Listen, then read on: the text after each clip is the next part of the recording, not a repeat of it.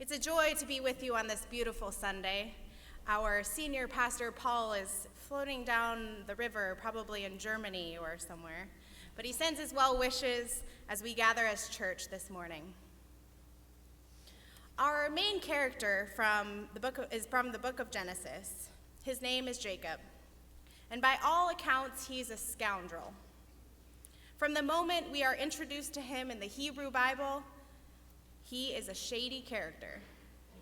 As he is coming out of the womb with his twin Esau, he grabs his brother's heel as if to say, "I will be the firstborn and steal the birthright from you." As I've said, Jacob is a scoundrel, but not a successful one. While he fails at this attempt, he doesn't stop trying. Later in life, we find him conspiring with his mother to again steal the birthright from his brother by tricking his father. Clearly, Jacob is full of brokenness, an emptiness inside that he just can't fill. In a sense, he wants to feel whole. He wants to feel home, and is generally willing to do whatever it takes to get there. He's not someone that necessarily thinks about consequences. We catch up with Jacob after he's been sent away. Upon stealing his father's blessing from Esau, his mother advises him to leave so that Esau can't find and kill him. We can assume that Jacob knew the land he was traveling. He was going to his uncle's house. There's no mention of a map. He doesn't ask his mom for directions. And he's not following a star. So he probably knew the land. On his way, he becomes tired and decides to lay down for the night. He grabs a rock as a pillow and settles into a magical dream where angels are climbing up and down a ladder from heaven to earth and from earth up to heaven. A pretty cool image, if you ask me, especially if you, like Jacob and like myself, have ever felt disconnected from God. If you've ever felt like God is something or someone way out there and not something here. But Jacob doesn't stay in the dream forever. I imagine he had that feeling when you're coming out of a dream and you're starting to wake up, and for a second, you don't know where you are and if what you were dreaming was real or not. He probably looks around and he wipes his eyes and thinks, "What is this place? I've never seen it in this light." For the first time in Jacob's life, I think he experiences a sense of connection with the divine and finds in that land his spiritual home. As a child, I loved The Wizard of Oz, so much so that I think at some points in my childhood, I thought I was Dorothy. I think I saw in myself her desire for something different, something better, something more colorful, something out there that I could find, and in the finding, I would belong. The movie opens with Dorothy in Kansas in a black and white world. She recently has been in trouble with a neighbor, and Aunt Em tells her to find a place where she can just be and stay out of trouble. This gets Dorothy thinking about a place without any trouble. She asks her dog Toto, "Do you think there is such a place?" It's evident from the very beginning that though she loves her family, there's a piece missing. Fast forward through the tornado that takes her away from the only home she's ever known and drops her into a land of Technicolor and munchkins, witches and wizards, to that place over the rainbow that she's only dreamed of. Once there, she meets some angels in the form of a lion and a tin man and a scarecrow. The lion reminds her that we all have courage and we need to acknowledge it. The scarecrow reminds her to think critically about things. And the tin man helps her find that sense of home within her own heart.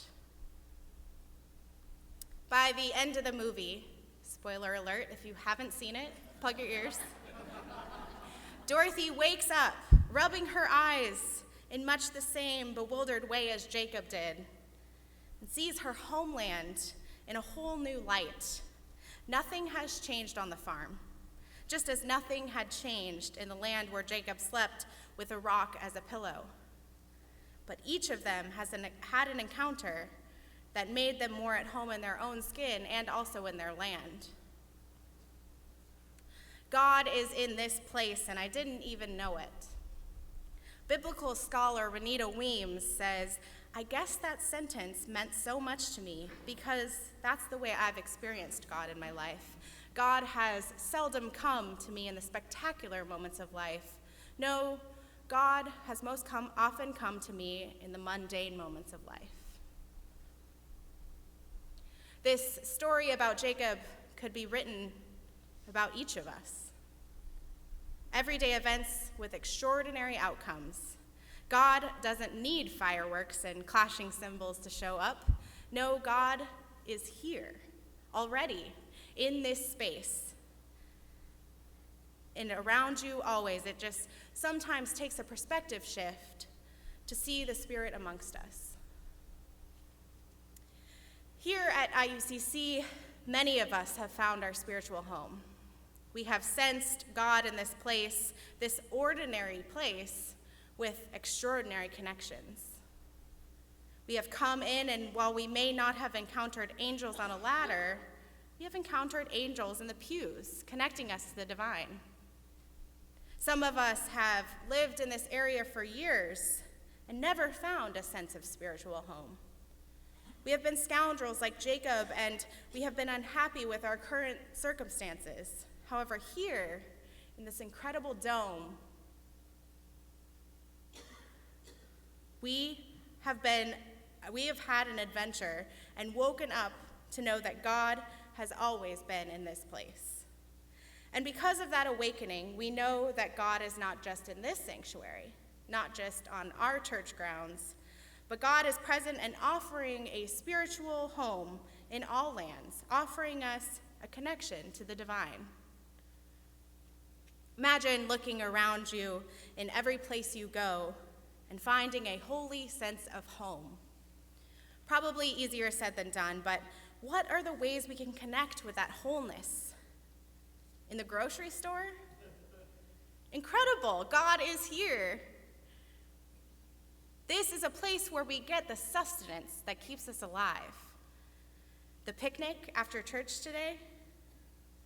Wonderful, God is here in the animals, in the birds, in the children playing, and within each of you. Holy, God is here, and you are home. As I was thinking about God offering us a holy connection, a sense of home this week, I was reading in the news about the Syrian refugees fleeing their homes. Refugees are faced with this concept of home in a way that many of us will never have to. I can't even imagine the fear and uncertainty that goes into making a decision to flee one's home. I listened to a story on NPR about former Hungarian Prime Minister Ferenc Gyurcsány and the ways that he has offered a sense of home to the Syrian refugees. Gyurcsány lives in a country that has criminalized refugees crossing the border, and furthermore, has criminalized aiding them. The current administration calls the refugees illegal and alien. Sound familiar? Gyurcsány has spent the nights hosting Syrian refugees, and with his family, they welcome them into his home to bathe and to eat. They even try to cook foods that will remind their guests of the place that they left. The Gyurcsánys know that there are things that will comfort the refugees and remind them of the positive things that they left behind. But I'm willing to bet that the thing that the refugees appreciate the most is the human connection and being seen, likely for the first time in a while, not as refugee, not as migrant, illegal, alien, immigrant, but rather as human. This extension of humanity is home-giving. So where do we those angels on the ladder, offer others a connection to God? Where do we allow God to work through us to offer a sense of home to those who are spiritually homeless? This is the mission of the church, offering a vision to others so they too will know a new awakening that God is already in this land. Amen, and blessed be